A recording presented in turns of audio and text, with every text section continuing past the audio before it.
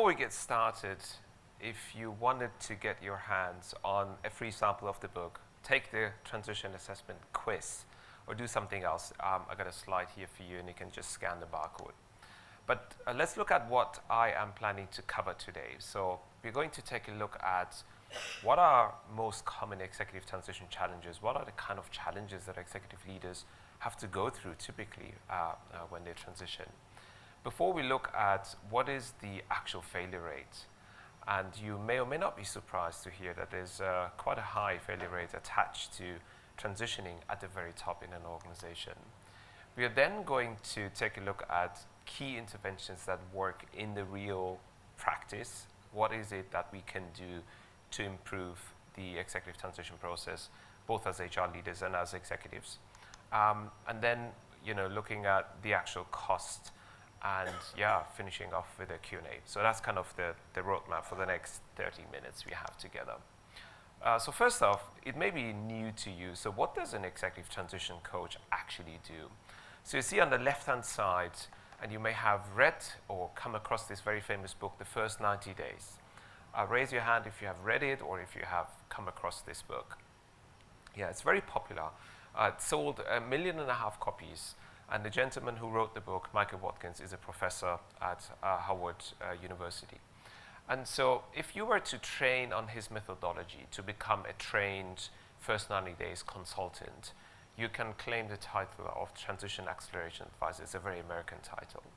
And then you have the likes of leadership development coaches, executive coaches. There's all sorts of different terms that is being used for someone who is a qualified professional coach.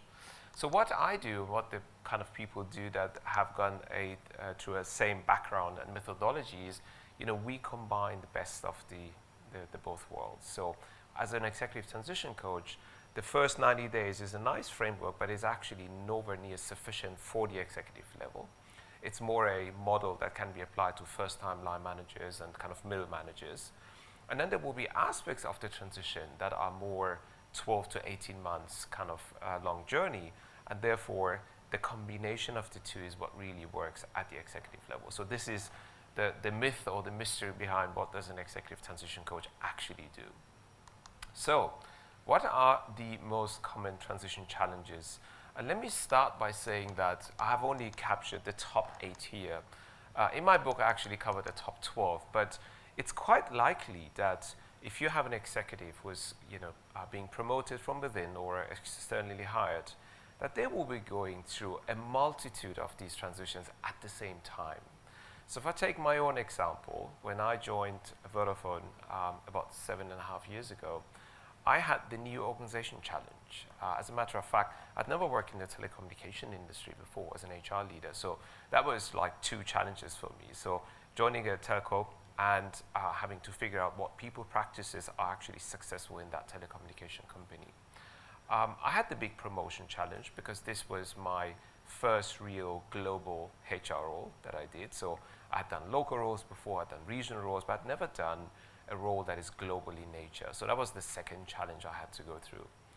And then the third one was the corporate diplomacy challenge. I guess it's true for any organization. As soon as you get the promotion to come and work in the head office, well, whether you like it or not, politics will be at play. And so that poses a whole new challenge to you as well. I also had to move internationally. I was based in Switzerland, and I moved initially to Germany and then to the UK as a result. So that comes with an additional challenge. So as you can see, although we are talking about the same appointments, we are talking about 4 or 5 major transition challenges that were coming at me. And so the same is true for many of our executive leaders. And the general advice is, as soon as you're facing 2 or more transition challenges, you should work with a transition coach because they will really help you to de-risk your transition and accelerate your productivity time. So now let's look at the numbers. And when I was doing the research and starting to write my book, I could not believe it. I had to go and find multiple data points to really see, is this 4% or is this 40%? And 40% is accurate. So this is a study that was conducted by Hadrick & Struggles, one of the largest, most prestigious headhunters, search firms in the world. They have placed over a 10-year time period over 20,000 executives into many organizations. And 18 months into those appointments, the execs were not around anymore. Now, they had not been promoted. They were either, pushed out, they failed, or quit on their own. And so there are 4 different studies all coming to the same conclusion, whether it's the McKinsey work that was done in that space, the Harvard Business Review. So 4 out of 10 execs don't make it. That's the simple truth. Now the question then becomes, how come? I mean, if you have been involved in an executive search process at the very top, my God, these are very detailed, meticulously planned processes, often with the support of a search firm.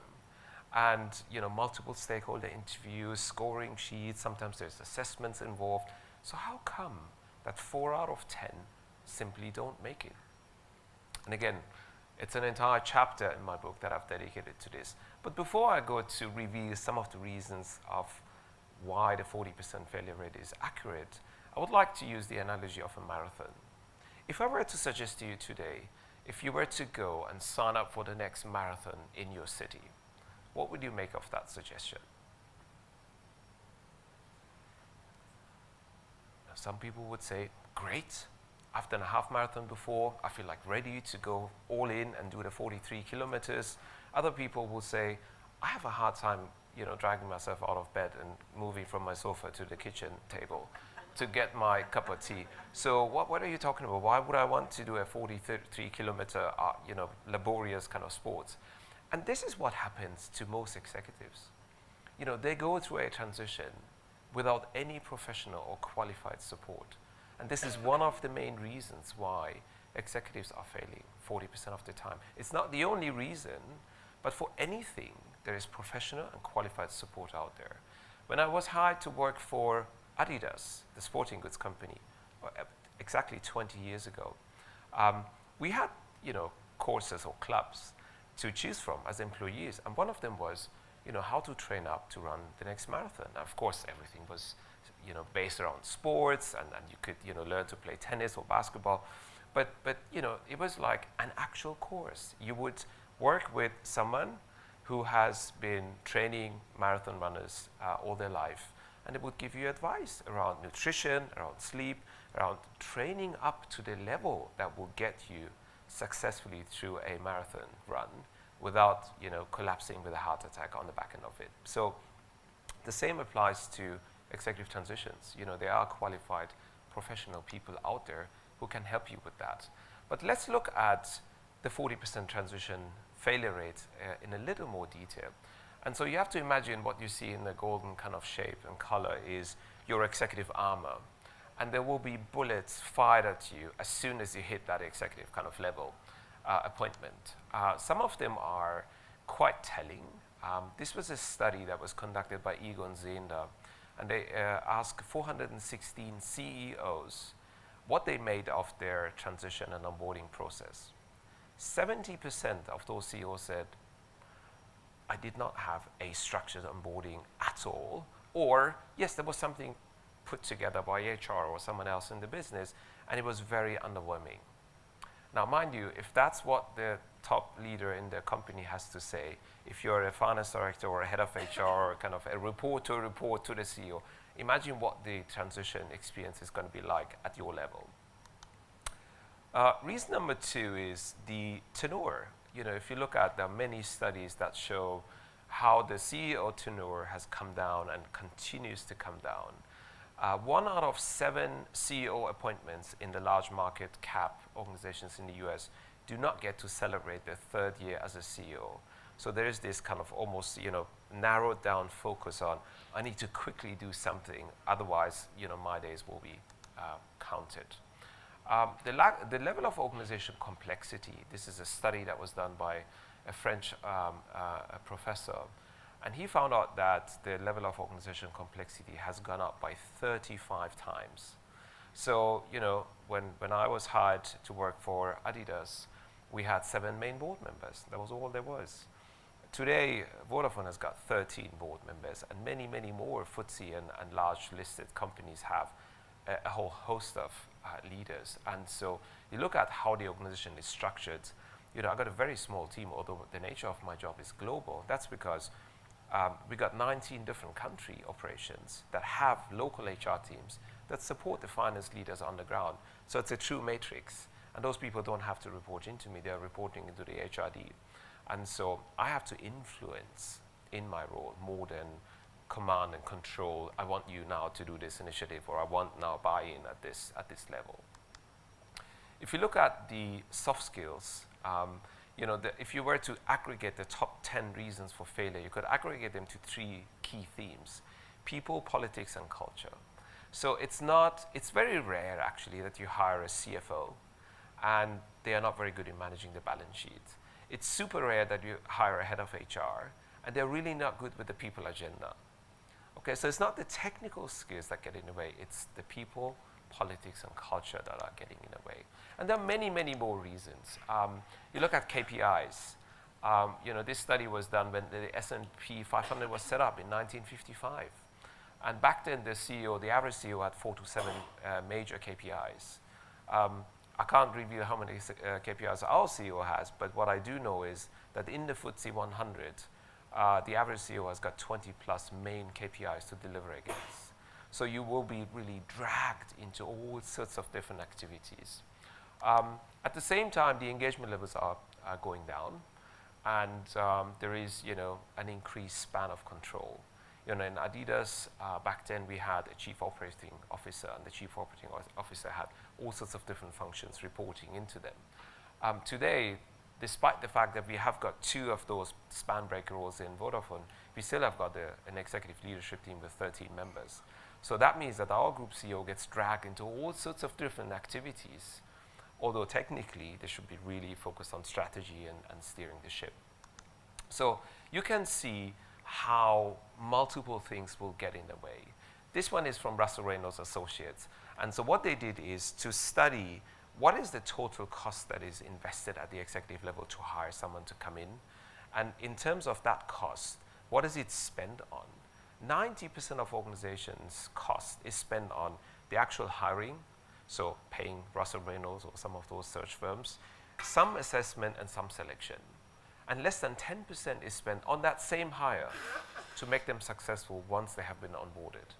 So in my book, I speak about the organizational imbalance when it comes to investment at the executive level. So you see, and all of my research about the book is pre-pandemic based. I didn't want to write a book that focuses on an extraordinary event that may last only for 2 or 3 years. But the Great Resignation, I guess, is another one that has been added as a result of the pandemic and the post-pandemic effect. And let's face it, it's not making executive transitions any easier now. So I think it's fair to assume that surely this must be costly, right? If 4 out of 10 execs don't make it, how much, what is the cost that we are talking about? I was very proud when I started to work with Adidas. I found this formula that said attrition cost is 2.5 times the employee's salary. And there was some real research done around that figure. When I did the same research now for my book, I actually found that the cost of failure at the executive level is 10 to 30 times that of the executive's salary. So you see, this is the CEO salaries taken from the Deloitte table that is publicized in the UK. This is what an average FTSE CEO makes. Just taking the base salary, roughly at 850,000 per year. So you're looking at a cost somewhere between 8.5 to 25.5 million pounds if they don't work out. Now imagine the case, and I have been involved in that previously, where we had a GM that didn't work out when I was the head of HR in Iran. And so the company obviously went into a bit of a desperation mode and started to ask around if somebody wanted to do the job. Now you can imagine if you're a real top talent and you have an approach to come into a GM role that has had a failed succession, what your answer is going to be is like, no thanks, I'm good. So then the company starts to reach out to the 2nd and 3rd tier execs who probably will never make it to a GM role anywhere, but because the level of desperation is really growing and the competition is eating into your market share, now it becomes a negotiation. And of course they found someone who said, sure, for that amount, yeah, count me in. And that's all they did. So they came in, all they were interested was to secure the seat and stay in the role for as long as they can.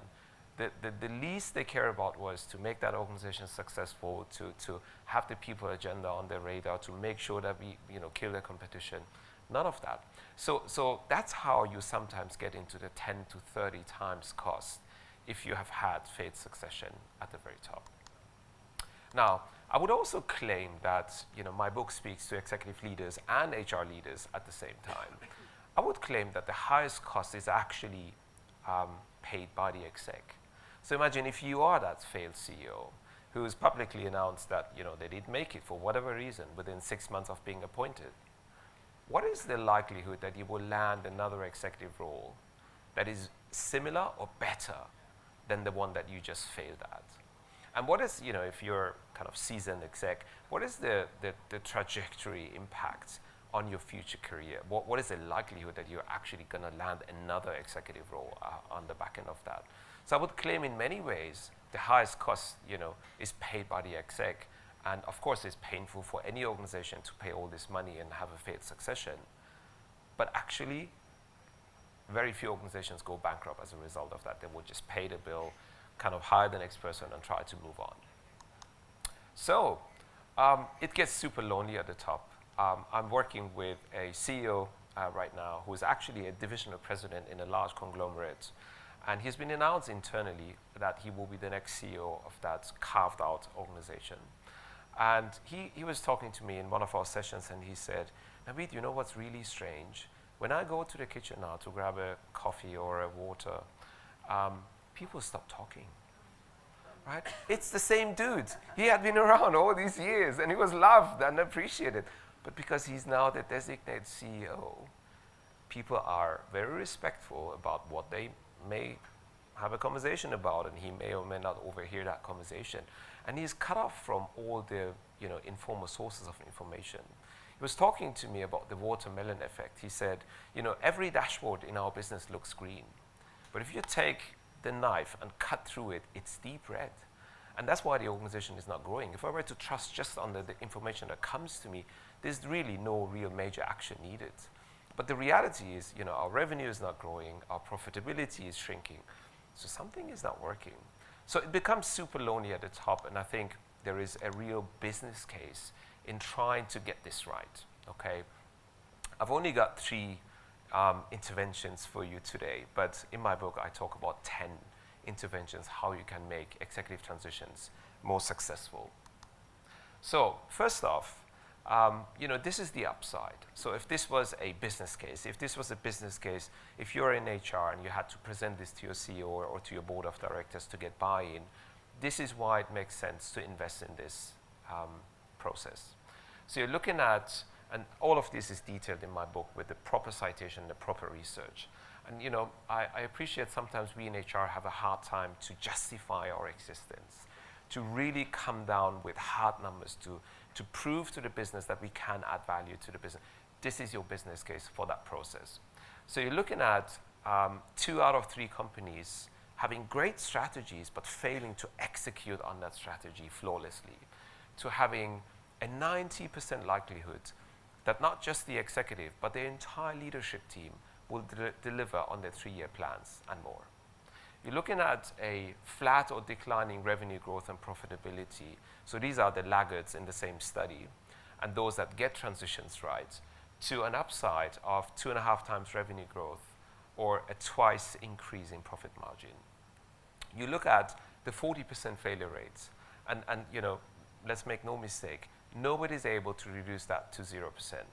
Human beings are just too complicated natures to get right. And yet there are 10 things you can do, and 3 of those I will share with you today, that you can try to reduce that failure rate. Maybe not to 0, but to 10% or 5% or 2%. You're looking at the replacement cost, right?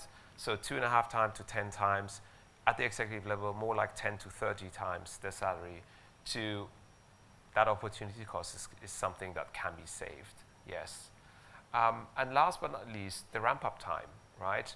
If you're hiring from the outside or promoting from inside, there will be a time period where the executive needs to get traction, and so you can cut that down by about 50%.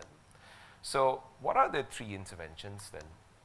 So first off, hire yourself an executive transition coach. There are many people out there who do this for a living and who have real expertise to support your executive in transition. That's going to reduce your break-even time by 50% and reduce your likelihood of derailment by another 50%. That's like the no-brainer option. The second one is, and this is for the HR leaders, look at making sure that you deliver the onboarding activities that are higher value activities. The first 3 items you see here, 8 to 9 out of 10 organizations get those right. Legal compliance training, business orientation day, admin arrangements, having a laptop, the software installed, the working email, all that, good. How about sessions to align expectations with the line manager and the direct reports? This is called executive assimilation. There's a process for that. How about making sure that the stakeholder landscape is mapped so the incoming exec or the promoted exec knows what stakeholder landscape they're working against, what is the engagement plan and the communication plan with those?